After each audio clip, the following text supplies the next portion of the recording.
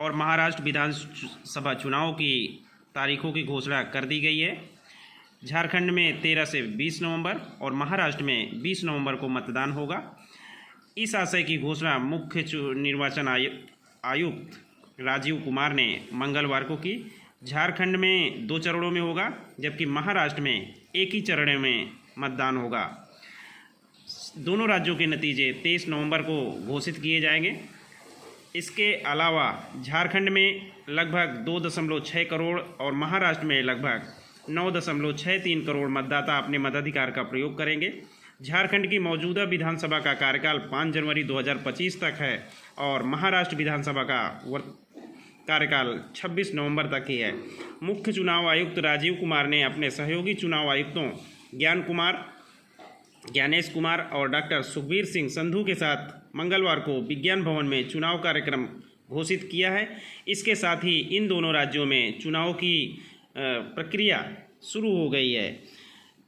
आइए अब आपको बताते हैं कि महाराष्ट्र और झारखंड विधानसभा का क्या गणित है। महाराष्ट्र में कुल सीटें 288 हैं, जिनमें 234 सामान्य के लिए, 25 सीटें एससी के लिए और 29 सीटें एससी के लिए आरक्षित हैं। कुल मतदाता महाराष्ट्र में होंगे 9.63 करोड़, जिनमें 4.97 करोड़ पुरुष मतदाता होंगे और 4.66 करोड़ महिला मतदाता होंगे। महाराष्ट्र में कुल 1,01,086 मतदान केंद्र बनाए गए हैं। इसके अलावा झारखंड में कुल 81 सीटें हैं, जिनमें 44 सामान्य के लिए आरक्षित हैं, 28 एससी के लिए और 9 एससी के लिए आरक्षित हैं।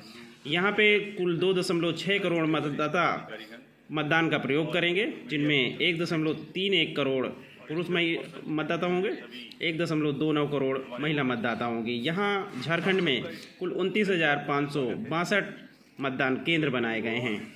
इन 2 राज्यों की विधानसभा चुनाव के अलावा 48 अन्य विधानसभाओं व 2 लोकसभा की सीटों पर उपचुनाव की भी घोषणा की गई है। उत्तर प्रदेश की मिल्कीपुर विधानसभा की सीट, बंगाल की बसीरहाट लोकसभा सीट को छोड़कर निर्वाचन आयोग ने 15 राज्यों की रिक्त हुई 48 विधानसभा और 2 लोकसभा सीटों पर उपचुनाव की घोषणा भी कर दी है। इनमें वायनाड लोकसभा सीट भी शामिल है, जो राहुल गांधी के संसदीय छोड़ने के बाद रिक्त हुई है। इन सीटों पर भी क्रमशः 13 और 20 नवंबर को ही मतदान होगा और 23 नवंबर को नतीजे आएंगे। 47 विधानसभा व 1 लोकसभा सीट वायनाड के लिए मतदान 13 नवंबर को होगा, जबकि उत्तराखंड की केदारनाथ विधानसभा और महाराष्ट्र की नांदेड़ लोकसभा सीट के लिए मतदान 20 नवंबर को होगा। सांसद वसंत चौहान का निधन की वजह से नांदेड़ सीट रिक्त हुई है। मिल्कीपुर व बसीरहाट सीट का मामला कोर्ट में लंबित होने की वजह से आयोग ने इन दोनों सीटों पर चुनाव घोषित नहीं किया हुआ है। बसीरहाट सीट टीएमसी की सांसद हाजी शेख नूरुल इस्लाम के निधन के कारण रिक्त हुई है। मिल्कीपुर विधानसभा में दूसरे स्थान पर रहे प्रत्याशी ने हाई कोर्ट में याचिका दाखिल कर खुद को निर्वाचित घोषित करने की मांग की हुई है। इसकी याचिका लंबित है। इस कारण से इस विधानसभा पर उपचुनाव की घोषणा नहीं की गई है। अब प्रत्याशी ने कहा है कि अगर उसकी रिट की वजह से इस विधानसभा पर चुनाव नहीं हो रहे हैं तो वो अपनी रिट वापस लेने के लिए राजी हैं। दरअसल भाजपा नेता व पूर्व विधायक गोरखनाथ बाबा की एक याचिका इलाहाबाद हाई कोर्ट की लखनऊ खंडपीठ में लंबित है, जिसमें उन्होंने 2022 में विधानसभा चुनाव के दौरान सपा उम्मीदवार अवधेश प्रसाद के शपथ पत्र को लेकर चुनौती दी हुई है। इसी के चलते चुनाव आयोग ने मिल्कीपुर उप चुनाव की तारीखें घोषित नहीं की हुई है। गोरखनाथ बाबा भी भाजपा के टिकट की दौड़ में मजबूत दावेदार हैं। उन्होंने कहा है कि अगर रिट चुनाव घोषित करने में बाधा है तो उसे वापस ले लेंगे। आयोग के वरिष्ठ अधिकारीगण और मीडिया के सभी फ्रेंड्स और इस प्रेस कॉन्फ्रेंस में जुड़े हुए सभी हमारे वोटर्स, आप सबका इस प्रेस वार्ता में स्वागत है। We welcome you all at this press conference which is about the declaration of the schedule for the ensuing state assembly elections in Maharashtra and Jharkhand. Friends, मैं इस वार्ता को शुरू करने से पहले चुनाव आयोग की तरफ से और आपके माध्यम से सर्वप्रथम हरियाणा और जम्मू कश्मीर के सभी मतदाताओं को, वोटर्स को, चुनाव में बहुत ही सशक्त दमदार पार्टिसिपेशन के लिए मुबारकबाद देना चाहता हूं। धन्यवाद करना चाहता हूं। जम्मू कश्मीर की आवाम ने जमहूरियत के जश्न को ऐतिहासिक बना दिया।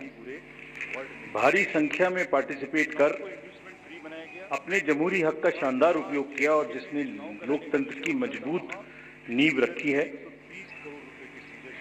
दुनिया में सबसे बड़े लोकतंत्र के रूप में भारत हर चुनाव में गोल्ड स्टैंडर्ड्स तय कर रहा है, रिकॉर्ड बना रहा है। इन दोनों चुनावों में जो जज्बा दिखाया गया वो लंबे समय तक याद रहेगा। आप सबको वो पिक्चर्स, वो माहौल निश्चित रूप से याद रहेगा। जम्मू कश्मीर की आवाम ने जमहूरियत के जश्न में लोकसभा चुनावों में जो बुनियाद बनाई थी, उस पर एक बहुत ही सशक्त इमारत असेंबली इलेक्शंस में लिखी है और इस जनादेश ने नई आशाएं और उम्मीदों को संचार दिया है। Now it is over to the people of J&K to take this democratic journey forward. और हम एक नया गोल्ड स्टैंडर्ड और सेट कर रहे हैं। Just to remind you, just to recall, चुनाव घोषणा के समय ही हम अपना इरादा घोषित करने लगे हैं। हम अपनी विल और इंटेंट को पहले बताते हैं और उसे पूरा करके दिखाते हैं। Just to take you down the memory lane, Lok Sabha के चुनाव के समय, अनाउंसमेंट के समय हमने वादा किया था कि हम 4M की चुनौतियों से निपटेंगे और हिंसा, पुनर्मतदान, धन और सोशल मीडिया के दुरुपयोग की अनुमति नहीं देंगे। और आप सब जानते हैं कि हमने वो करके दिखाया। भारत के चुनावों की गोल्ड स्टैंडर्ड्स की कड़ी में हम एक और नया अध्याय लिख रहे हैं। इसी को आगे बढ़ाते हुए J&K अनाउंसमेंट के समय अगर मैं आपको फिर से याद दिलाऊं कि चुनाव से पहले किस प्रकार की थ्रेट्स थी, आतंकी हमले बढ़ रहे थे। लोग, आप सब लोगों में से बहुत लोग ये भी पूछ रहे थे कि पता नहीं चुनाव आयोग J&K में चुनाव कराएगा कि नहीं कराएगा। और 16 अगस्त को जब चुनाव की घोषणा का समय था, तो इसी प्लेनरी हॉल में हमने अप फ्रंट और बोल्ड वादा किया था। और मुझे याद है मैंने कहा था कि जमहूरियत के जश्न में आपकी शिरकत दुनिया देखेगी नापाक इरादों की शिकस्त की कहानी। और वो कहानी आपने सबने देखी और वो कहानी पूरे वर्ल्ड ने देखी। चुनाव को इंड्यूसमेंट फ्री बनाया गया और जहां J&K में चुनाव कराने का विषय होता था, वहां सीजर्स में 130 करोड़ रुपए के सीजर्स हुए, which is 100 times more then 2014 elections. पहले ये बात भी नहीं होती थी कि सीजर्स भी करना है, इस पावर को रोकना भी है। Similarly in Haryana, seizures were to the tune of around 75 crore, 4 times more than 2019 elections. इन दोनों राज्यों के चुनावों में भी नील रीपोल रहे। There was not even a single recall in both the states, including the state of Jammu Kashmir. कोई violence नहीं हुई, zero violence, including the state of Jammu Kashmir. एक भी लाठी नहीं चली, एक भी गोली नहीं चली। आप सब इस बात के गवाह हैं। आपने देखे शिकस्त के नजारे। And let us give an ovation to the voters of Jammu Kashmir and Haryana. चुनाव दर चुनाव घटती हुई हिंसा, बढ़ती भागीदारी, रिकॉर्ड सीजर्स, मतदाता बिल्कुल स्पष्ट संदेश दे रहे हैं that they are full belief, they are very very participate in the electoral process. लेकिन कोई बात नहीं, फिर भी अगर मुझे याद आए तो कुछ तो लोग कहेंगे लोगों का काम है क्या। हम उसकी बिना चिंता किए आगे बढ़ते हैं, अपना काम सशक्त तरीके से करते हैं, आपको विश्वास दिलाते हैं। So friends, now we come to Maharashtra and Jharkhand, जहाँ पर अब उत्सव का समय है। हाल ही में हमने झारखंड और महाराष्ट्र में विजिट की थी और वहाँ पर political parties, DOs, SPs, IGs, commissioners, enforcement agency सबके साथ बैठक की थी और पूरे व्यवस्था को समझा और उसका रिव्यू किया था। So before we come to the schedule, let me share some basic information about these two states with you. Total districts in Maharashtra 36 with 288 assembly constituencies, of which 234 are general and scheduled tribes constituencies 25 and SC constituencies 29. Term of the assembly of the Maharashtra is ending on 26 November 2024. If we talk about the number of electors in Maharashtra, they are 9.63 crores. 4.97 crores male and 4.66 crores female voters. Young voters की संख्या जिस पे काफी जोर दिया गया था SSR में 1.85 करोड़ और उसमें से 20.93 lakhs are first time voters of 18 to 19 age group.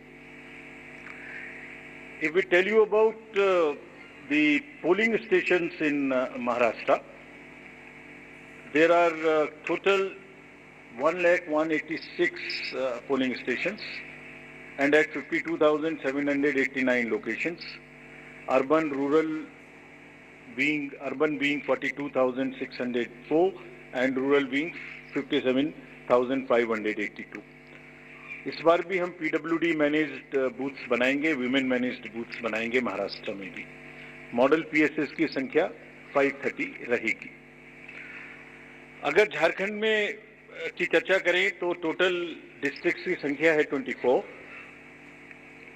Total assemblies 81, जिसमें से general 44, STs 28 and SCs 9। Jharkhand की असेंबली का टर्म 5 जनवरी 2025 को कंप्लीट हो रहा है और अगर झारखंड में इलेक्टर्स की बात करें तो 2.6 करोड़ वोटर्स, जिसमें 1.29 crore female and 1.31 crore mail.